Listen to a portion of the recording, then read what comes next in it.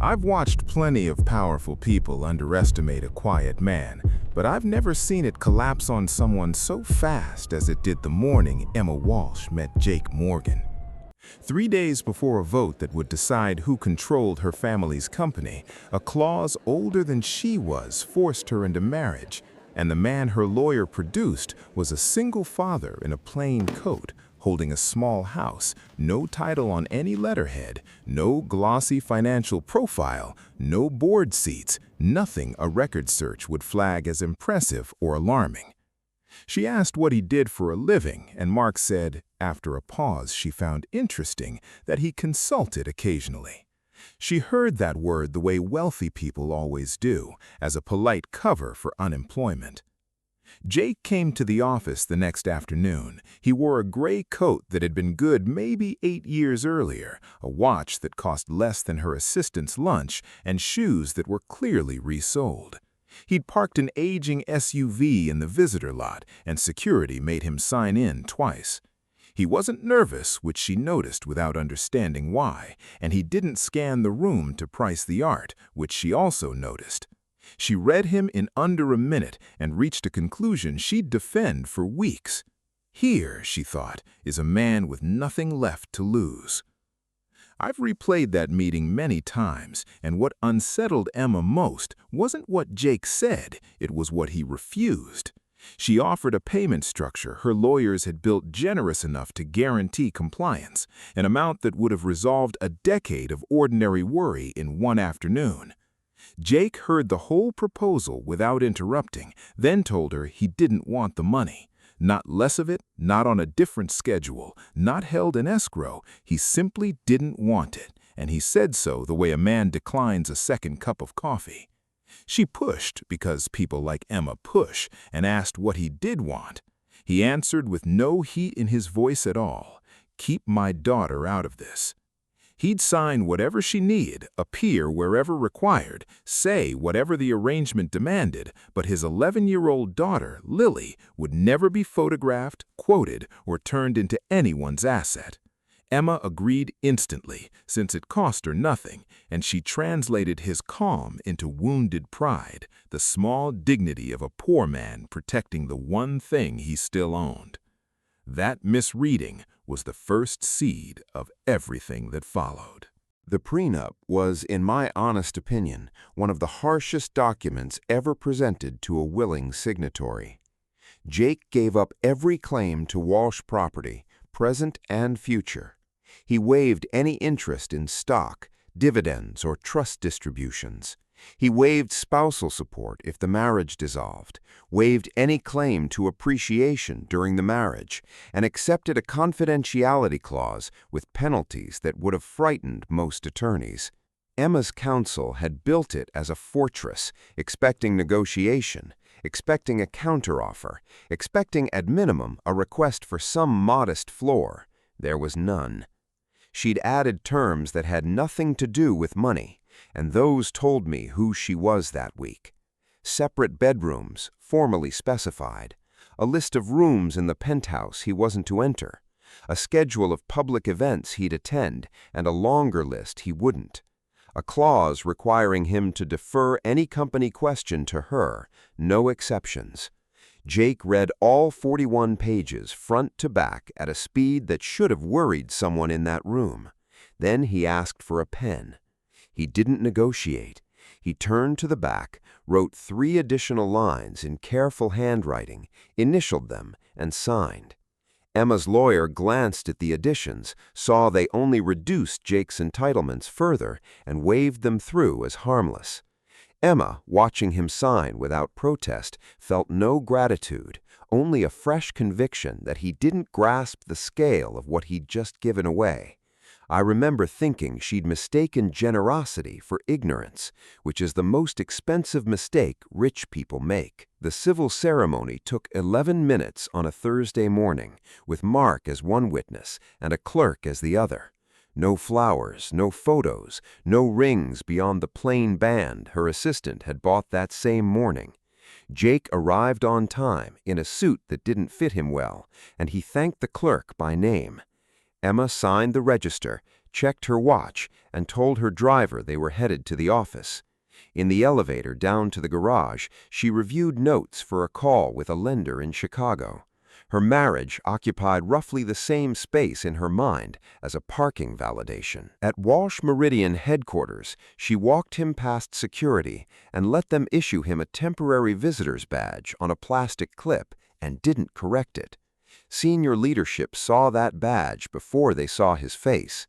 She introduced him to the CFO as Jake and left the sentence unfinished, hanging like a door she'd chosen not to open. One of the operating directors, a man named Greg Howard, who enjoyed the sound of his own charm, asked Jake what line of work he was in. Emma answered before he could open his mouth, her voice perfectly pleasant. "Nothing at the moment that's worth our time discussing." Two people laughed, the small, polite laugh officers reserve for a superior's cruelty. Jake heard it. "I want to be precise here because it matters later." He heard every syllable, understood exactly what had been done to him, and let it pass over him like weather. He shook Greg's hand, said it was good to meet him, and asked a question about the company's regional footprint that Greg answered at length while getting one important detail wrong. Jake didn't correct that either. In the elevator afterward, Emma looked at his reflection in the polished doors and gave him his instructions for the next evening. "Tomorrow night is the board gala. Wear the suit I'm sending over. Stand next to me and don't try to prove you belong in that room." She said it with no malice, which was somehow worse, the way you'd tell a contractor which entrance to use. Jake looked at her for several seconds, long enough that she nearly repeated herself. Then he said, "All right." That single word convinced Emma she'd established the terms of their arrangement cleanly and permanently. She was a woman who'd learned to read silence as surrender, because in her world it usually was.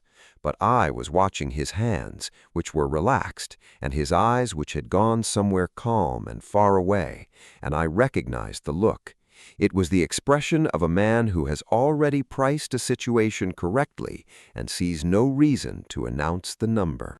If you've ever stood in a room while someone you love is dismissed by a person who hasn't earned the right to dismiss anyone, you already know how the next part feels.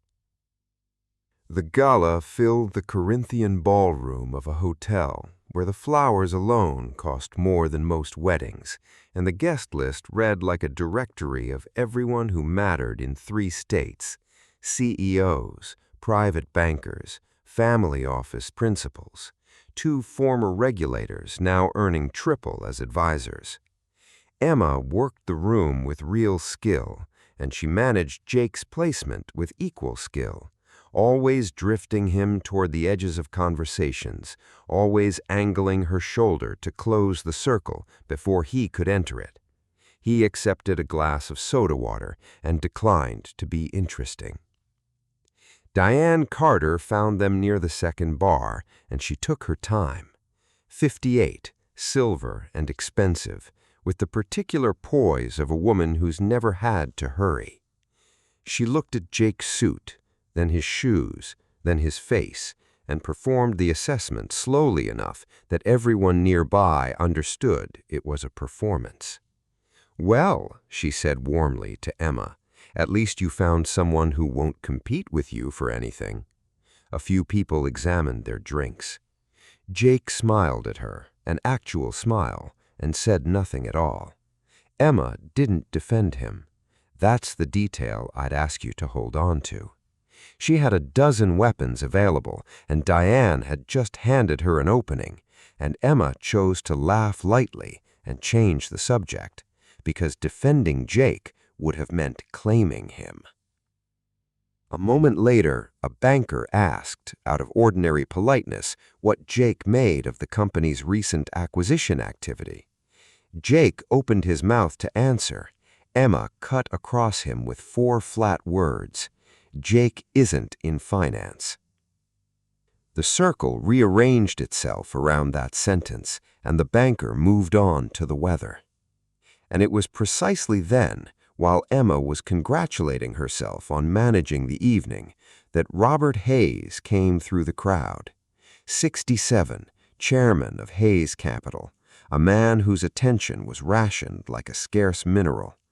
And he stopped completely mid-sentence with a senator's chief of staff. His face did something the people around him had never seen it do: lose its composure. He handed his glass to the nearest person without looking at them. Then Robert Hayes walked straight past Emma Walsh as though she were a coat rack. Jake Morgan, the name landed in the middle of that group like a dropped tray. Jake turned, and for the first time all evening, something warm crossed his face. He took Robert's hand in both of his. "It's been a long time, Robert." The ballroom didn't go quiet, but the 11 people within earshot did, and Emma felt the floor tilt slightly beneath $400 of shoe. She couldn't process the familiarity. She'd spent 4 years trying to secure 11 minutes with Robert Hayes through 3 intermediaries, and her unemployed husband had just greeted him like a former colleague. Robert turned to her, still holding Jake's forearm. "How do you two know each other?" Emma heard her own voice answer, thin and unprepared. "He's my husband." Robert laughed, assuming it was a joke, a good one, and looked to Jake for the punchline. Jake didn't give him one. Robert looked from one to the other, watched Emma's expression fail to change, and understood it was true. The amusement drained out of him, replaced by something closer to astonishment, with an edge of professional envy. He asked his question, not quietly enough that the circle missed it. "Emma, do you have any idea who you just married?" Behind her, Diane Carter's glass stopped halfway to her mouth, and for the first time in 9 years, her face showed something she hadn't planned. Jake simply looked at the floor, the way a man does when he's been recognized and would rather not have been.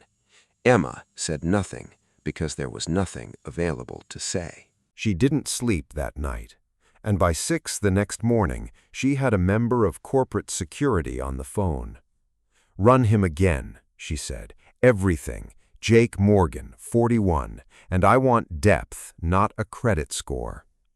The report came back at 4 that afternoon, and it was the strangest document Emma had ever read, because of what was missing from it. No litigation, no bankruptcy, no liens, no judgments, no arrests, not even a moving violation in 11 years. No company registered in his name in any state, ever. Emma confronted him that evening in the penthouse kitchen while he was slicing an apple. She accused him of concealing his identity, of engineering proximity to her, of playing some long, patient game whose shape she couldn't see yet. She used the word manipulation twice.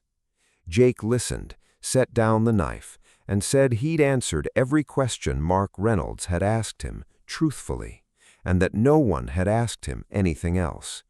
Then he offered her half the apple. His refusal to explain himself enraged her more thoroughly than any lie could have. So she called Robert Hayes, and to her surprise, he took the call within the hour. What he told her, carefully, with the discretion of a man honoring an old confidentiality agreement, rearranged her understanding of the last 8 years of American finance. Roughly 8 years earlier, Hayes Capital had walked into a liquidity crisis severe enough to threaten 4 of its portfolio companies and roughly 11,000 jobs. Every bank, every restructuring advisor, every crisis consultant arrived with the same expensive answer: sell assets fast, take the discount, survive smaller. Robert had been 3 days from signing that surrender. Then a younger man he'd met exactly once brought him a different plan. Jake Morgan spent 6 weeks inside that company, and what he did there was never going to make a headline. He rebuilt the timing of cash flows across 7 subsidiaries. He renegotiated covenant tests about to trip, trading tighter reporting for looser thresholds. He found a receivables facility that 3 larger firms had overlooked because it was tedious to document. Hayes Capital never sold a single asset at a distressed price. The entire engagement was covered by a confidentiality agreement so complete that Robert had never spoken Jake's name publicly, not once in 8 years. I offered him a position, Robert told her on that call. Partner track, 7 figures annually, guaranteed for 4 years, with a slice of the fund. And he turned it down? Emma asked, already knowing the answer. Robert's reply came slowly. Not only me. There'd been an approach from a Houston energy conglomerate, another from a family holding company in Minnesota, another from a bank Emma had spent a decade trying to impress. In the small, closed world of companies standing at the edge of a cliff, the method he'd built had acquired a name that circulated only in private. They called it the Morgan Framework. Then his wife got sick, and everything stopped. Robert told Emma that Jake turned down an engagement worth more than most careers to drive to appointments, sit in waiting rooms, and be home every evening. When she died, Jake simply left the industry and did it with a thoroughness that impressed even the people who resented it. No interviews, no professional profile anywhere online, no conference panels, no advisory board seats, no new clients, no exceptions for old friends. He sold the large house, rented the small one, and became a man who walked his daughter to the corner every morning. Robert hadn't seen him in almost 6 years and had assumed, with real sadness, he never would again. He'd made 3 attempts to reach him and stopped when it was clear Jake wanted to be left alone. So the question he'd asked in that ballroom wasn't an insult, and it hadn't been rhetorical. It was the honest bewilderment of a man watching a 35-year-old executive casually produce someone half of Wall Street had been unable to locate for the better part of a decade. How exactly had Emma Walsh found him? She hadn't. He had simply allowed himself to be found. Now I have to tell you the part that made me angriest, and I say that as someone with no stake in any of it. Emma Walsh did not apologize. She had the whole picture in her hands, the crisis he'd solved, the money he'd declined, the silence he'd kept while she made a joke of him in front of her own executives, and her pride found a way to convert every bit of it into a grievance against him. If he was that valuable, she reasoned, then his ordinary coat and his old vehicle were a costume. If he was that capable, then letting her underestimate him had been deliberate. Somebody, she concluded, had made a fool of herself, and it couldn't be her. She said as much 3 nights later, standing in the doorway of the guest room with the security report in her hand. You enjoyed it, didn't you, watching me turn myself into an idiot in front of Robert Hayes? You let it happen. Jake was folding laundry, a stack of small shirts, and he didn't stop.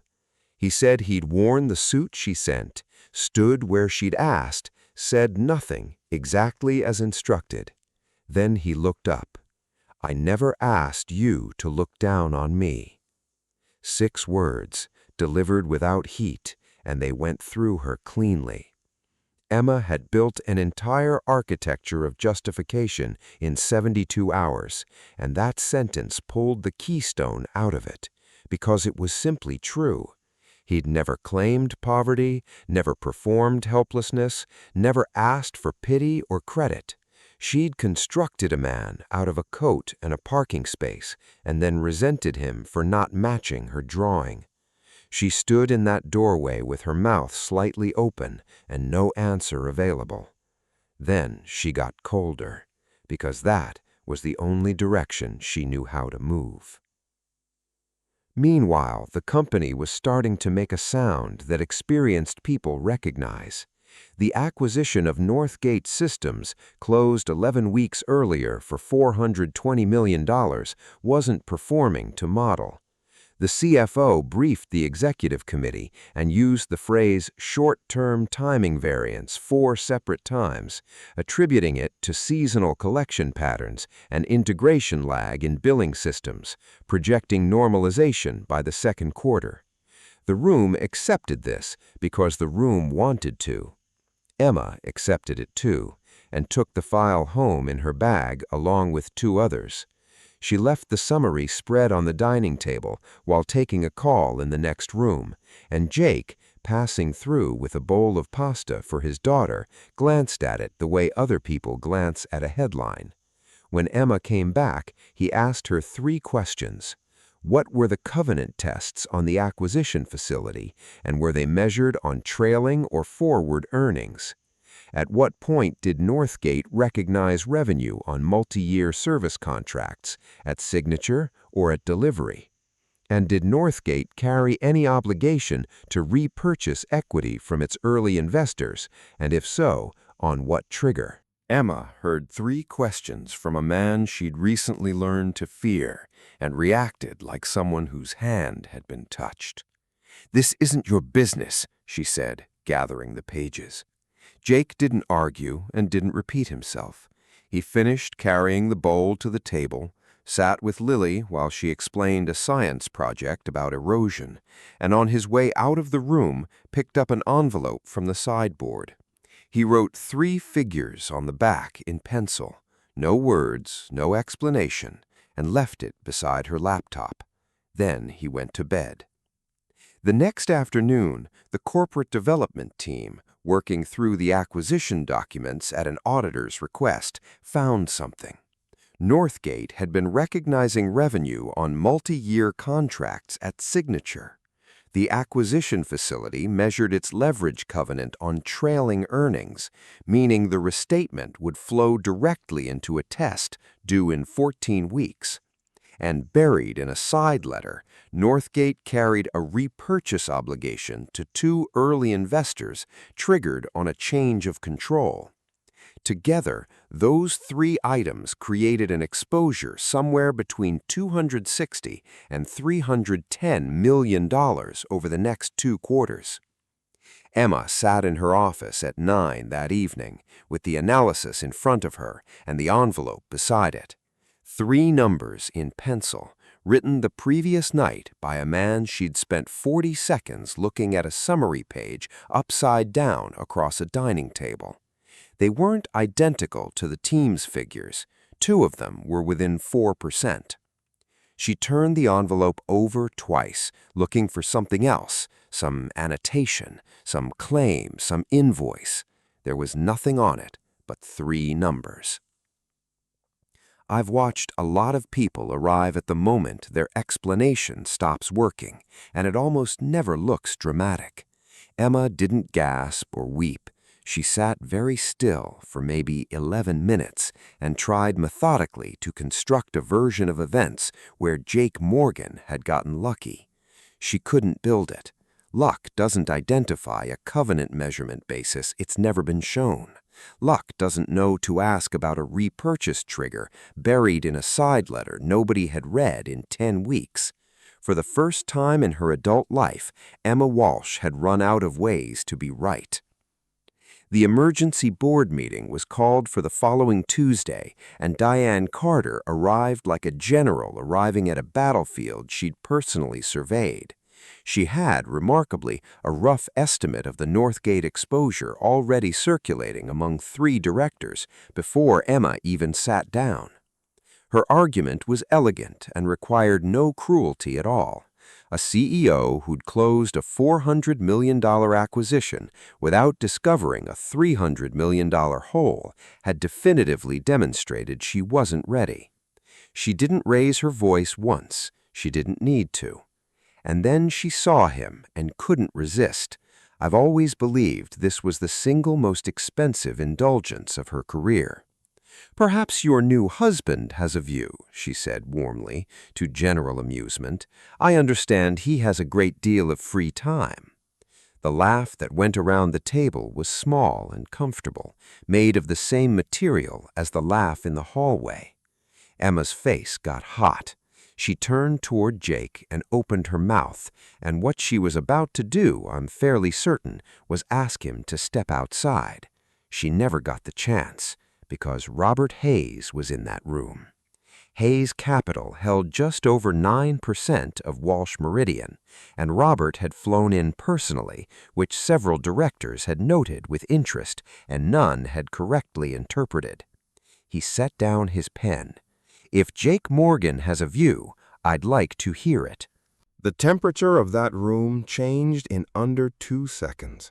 Diane's smile stayed exactly where it was, which took considerable discipline, and 2 directors turned in their chairs to look at the man against the wall. Jake didn't stand up. This is the part that still moves me, honestly. He had every card in his hand, an invitation from the most respected investor in the building, an audience that had just laughed at him, and he didn't take a single step forward. Instead, he looked down the table at his wife, the woman who'd put him in a visitor's badge and told a room he had nothing worth discussing, and asked her a question. "Do you want me to speak?" He put the decision back in her hands, in public, when he didn't have to. Emma understood exactly what she was being offered and what it would cost. If she said yes, she was declaring in front of 9 directors and a major shareholder that the man she'd introduced as nothing was in fact a resource, which meant admitting the introduction had been a lie. Diane watched her hesitate and for a moment believed she'd already won. Emma looked at the envelope in her folder, the one with 3 pencil numbers on the back. Then she said, "Speak." 1 word, and she never asked him to leave a room again. He spoke for roughly 10 minutes without notes and began by taking Northgate apart in a way that made the CFO stop writing. The revenue recognition issue was real, he said, and the covenant timing was worse than the memo indicated because the trailing measurement pulled 2 restated quarters into the same test. But Northgate, he told them, wasn't the biggest problem in the room. It was a symptom. The real problem was that somebody had walked Walsh Meridian into that specific acquisition at that specific valuation in the exact 11-week window when the company's credit facility was tightest and its ability to absorb a surprise was lowest. He accused no one. I want to be exact about this because it's why it worked.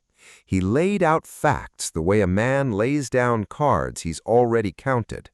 The advisory group that had sourced Northgate and validated its valuation had been introduced to the company 9 months earlier.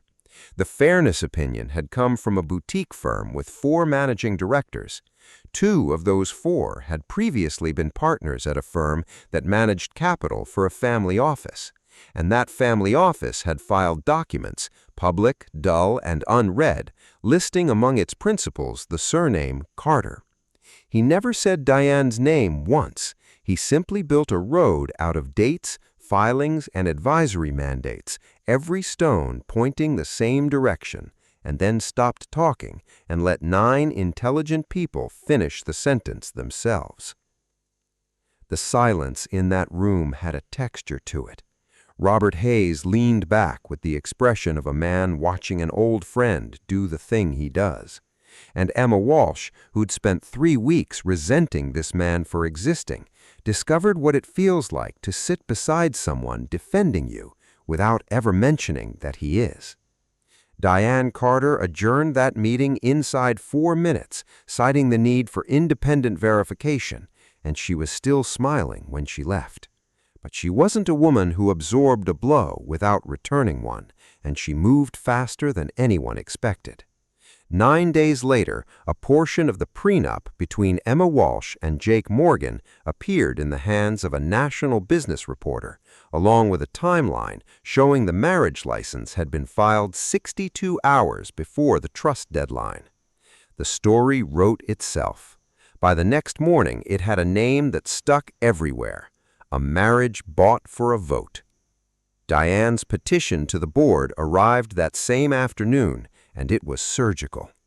She argued the trust's marriage condition existed to establish that the beneficiary had formed a genuine family union, and that a documented transaction with separate bedrooms, restricted rooms, waived spousal rights, and a confidentiality penalty wasn't a marriage, but an instrument. Therefore, she contended, the condition hadn't been satisfied in substance. The 18% should remain under trustee control, and the CEO had attempted to defraud her own grandfather's trust. The vote was now 9 days away, and Emma was, for the first time, genuinely frightened.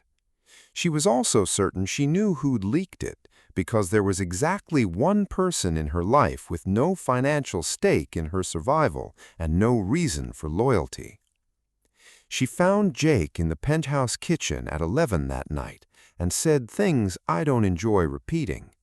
She told him she'd known from day one that letting a man like him into her life would be a mistake. She told him he'd spent 8 years hiding because he couldn't compete, and that his great restraint was really just the vanity of a failed man dressing it up as principle.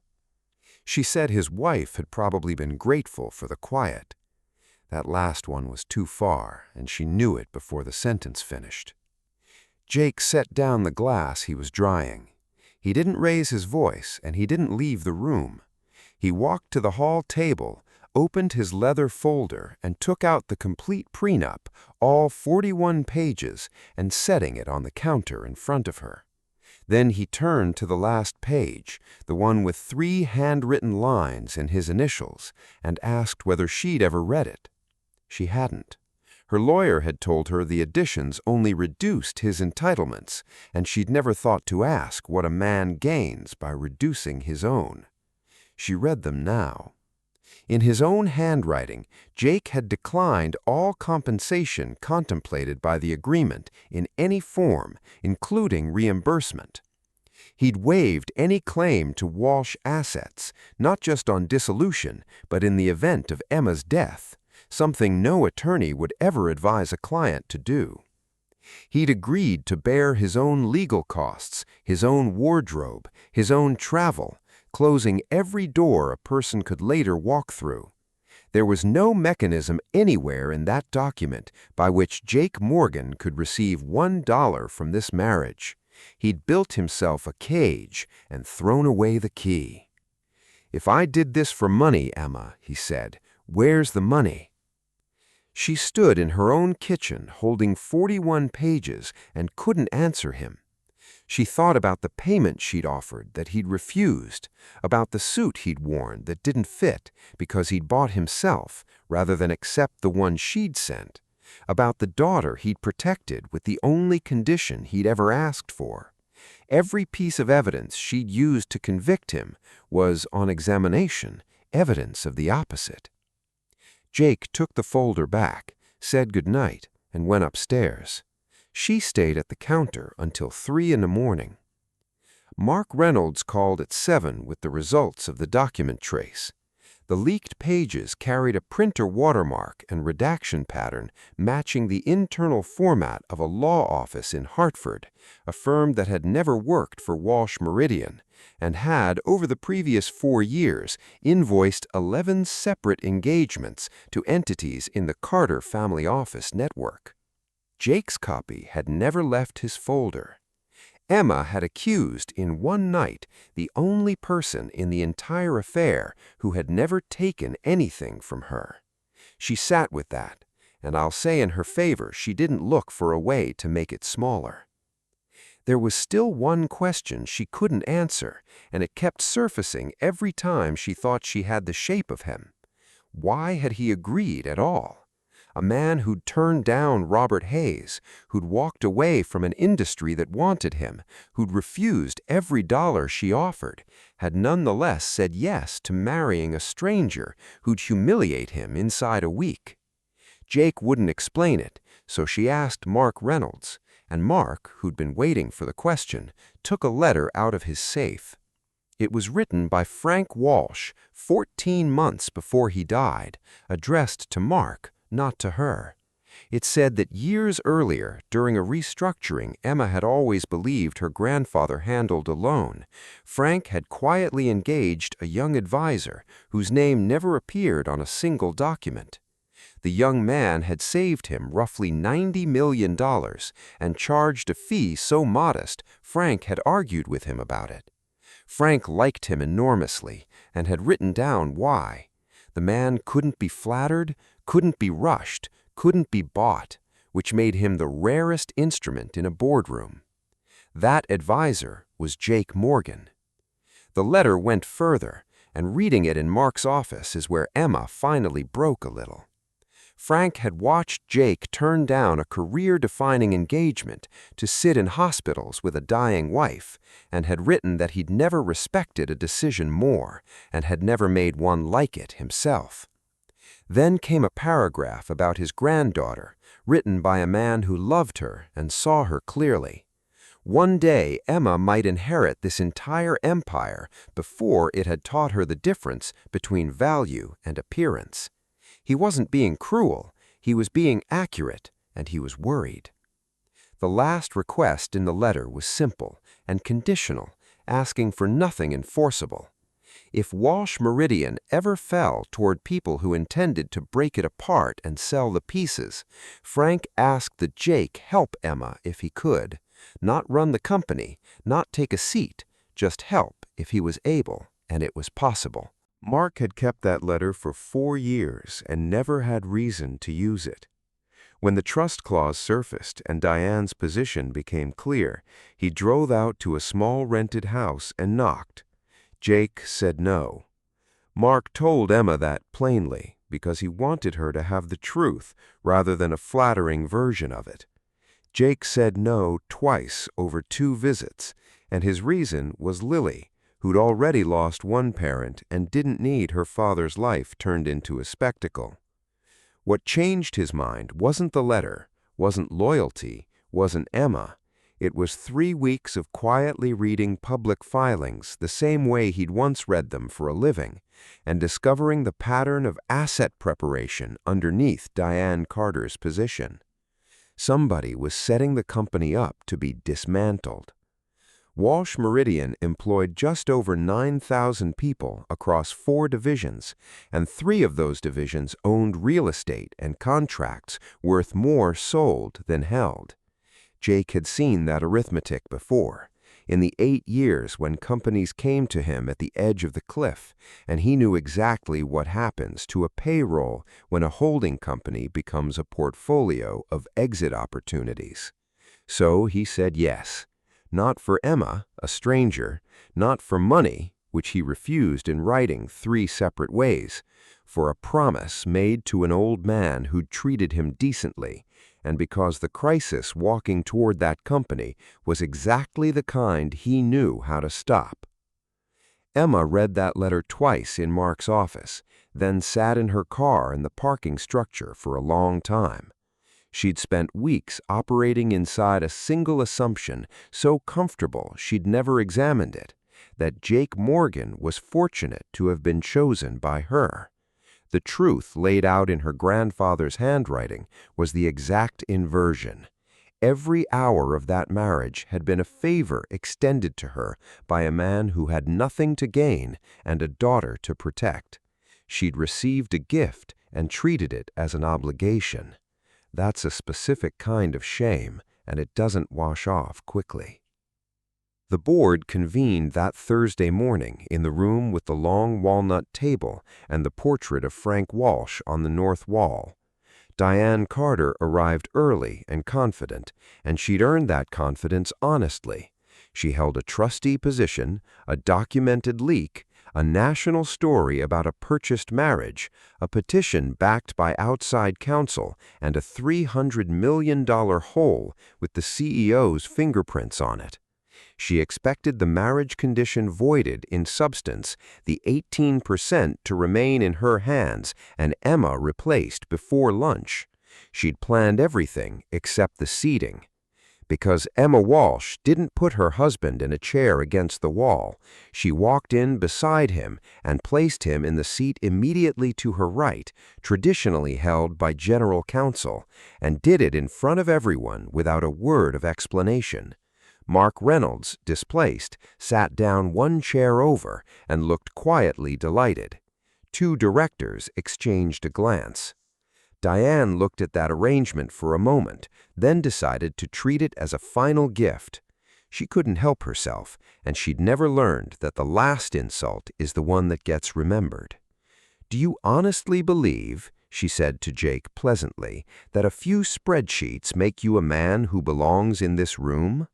Before Jake could answer, Robert Hayes spoke from the other side of the table without looking up from his folder. "Diane, you might want to ask how many people in this room have hired him." The pause that followed lasted about 4 seconds and rearranged the entire meeting. A director named Ruth Okafor said evenly that Hayes wasn't the only one. In 2019, a company where she'd served as CEO had retained an outside advisor under a confidentiality agreement she'd honored ever since. A second director, older and quieter, said he'd signed a similar agreement in 2017 and had always wondered who else had. Jake presented for 22 minutes, bringing documents rather than accusations. First, that Northgate's systems had been deliberately overvalued, and he showed the comparable transactions the fairness opinion had excluded, and the two it had inflated.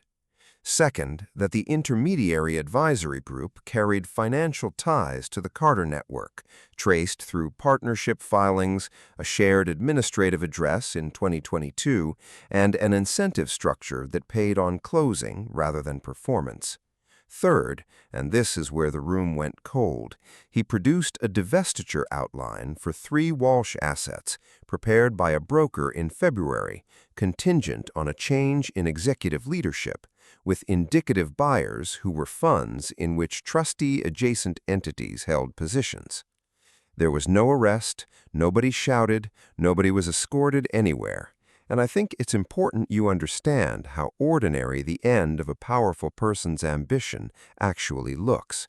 It was documents, timestamps, filing records, 3 emails Diane had sent from her personal account to a broker, and roughly 6 questions she couldn't answer in complete sentences. Her allies on that board didn't attack her. They simply stopped meeting her eyes, one by one, in the exact order of their self-interest. By the second hour, she'd asked to respond in writing rather than aloud. Here's the part I find almost too satisfying to describe fairly. Diane Carter had engineered the entire situation herself. She'd held the trustee position, let the clause run toward Emma's birthday, and counted on a rushed marriage to a nobody, making her rival look foolish in front of the very people whose votes she needed. She built the pressure that forced Emma to marry in 62 hours, and in doing so, reached into a small rented house on a quiet street and pulled Jake Morgan back onto the board she was playing on. 6 years of anonymity ended because Diane needed Emma to look foolish. The petition failed 8-2. Diane lost the trustee position within a month, following a review that examined conflicts she couldn't survive on paper. The 18% voted at last according to the intent of a man who'd been dead 4 years. Emma Walsh kept the CEO's chair, and the Northgate exposure was restructured over the following 2 quarters, using an approach the finance team came to describe, with no idea what they were repeating, as the framework. Jake wasn't in the room for any of that. He'd gone home to make dinner. After the vote, he asked for nothing, and I mean nothing at all. No advisory contract, no consulting fee, no board seat, though it was offered gladly. No stock, no title, not even an expense reimbursement for 4 months of dry cleaning. Robert Hayes made his offer again in a hallway and was refused again in the same friendly way. 2 directors approached Jake privately and got the same answer. He told Emma only that the danger had passed and the company would be steady within a year. Then he began putting his things into the same 2 bags he'd arrived with. Their agreement had always permitted dissolution once the voting rights were secured. That was Clause 14, and Emma had insisted on it. So on a Sunday evening, in the penthouse, in a room she'd once specified he couldn't fully enter, Jake folded his shirts and told her his lease was still current and Lily's school year had 6 weeks left. Everything was arranged. He wasn't angry, wasn't wounded, wasn't making a point. He was simply a man completing a task he'd agreed to complete, and the completeness of it frightened her more than any argument would have. And this is where the whole thing turns over cleanly on the same words it started with. On day 1, she'd told him not to imagine this marriage made him part of her world. Now she stood in a doorway with her hands empty and asked the question she'd never once needed to ask in her entire life. If there were no contract, she said, would you still want to stay? Jake set down the shirt he was holding. He didn't answer right away, and the silence stretched long enough to hurt because he wasn't going to accept an apology built on the wrong foundation. He asked her what exactly she was sorry for. And Emma, to her enormous credit, didn't say what she'd rehearsed. She didn't say she was sorry for failing to recognize a man Robert Hayes respected, or for underestimating an advisor 2 directors had secretly hired. Those apologies would have been about his value, and would have meant that a genuinely unremarkable man deserved the visitor's badge, the laughter, the sentence about nothing worth discussing. What she said instead was the thing that took her 35 years to reach. She said that even if he'd been exactly what she assumed on day 1, an ordinary single father with an old vehicle, no title, nothing anyone in her industry would ever want, she still would have had no right to treat him as a lesser person. Not because he turned out to be extraordinary, because nobody has that right, and she'd used it freely for years, on him and on 100 people before him.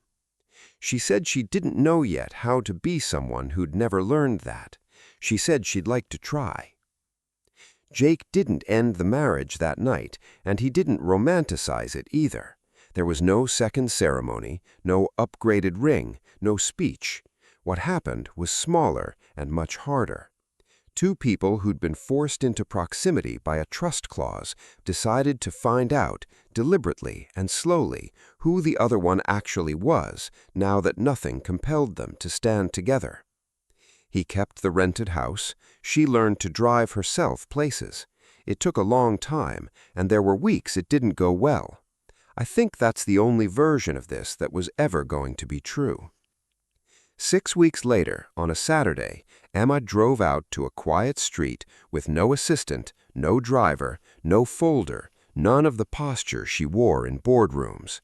She parked her own car behind the aging SUV she'd once used to price a man's entire worth.